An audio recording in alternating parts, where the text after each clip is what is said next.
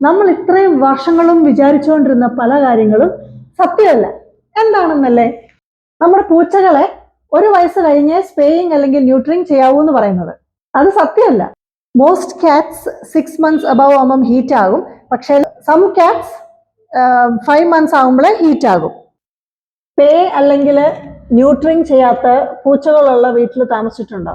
Unpleasant experience ആണത്. ഇങ്ങനെ വെച്ചാല് അലറി കൂവി വിളിച്ച് full night, day and night അലച്ചോണ്ട് നടക്കലാണ് അവരുടെ പരിപാടി. എല്ലായിടത്തും വീടുകളിലൊക്കെ യൂറിൻ സ്പ്രേ ചെയ്യുക. ഇതാണ് അവര് ടെറിട്ടറി മാർക്ക് ചെയ്യുന്ന ബിഹേവിയർ കാണിച്ചു തുടങ്ങും. മെയിൽ കാറ്റ്സ്, ന്യൂട്രി ചെയ്യാത്ത male cats urine smell unbearable ആണ് അല്ലേ? Dozen smell good. ജിഞ്ചർ ഇവന് 7 years ഉണ്ട്.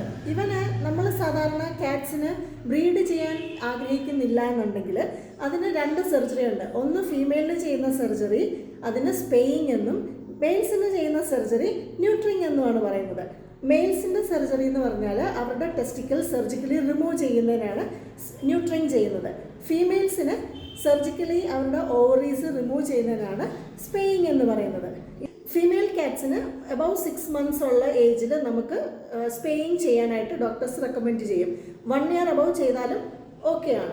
മെയിൽസിന് സ്പെസിഫിക്കലി അവർ റെക്കമെൻഡ് ചെയ്യുന്നത് അബവ് 1 year ഉള്ള കാറ്റ്സിന് ന്യൂട്രിങ് ചെയ്യാനാണ്. കാരണം മെയിൽ കാറ്റ്സിന് സാധാരണ യൂറിനറി ഇൻഫെക്ഷൻസ് വരാനുള്ള സാധ്യതകളുണ്ട്. അതുകൊണ്ട് ഇതുപോലുള്ള ഇൻഫോർമേറ്റീവ് വീഡിയോസുമായിട്ട് വീണ്ടും വരാം. ബൈ.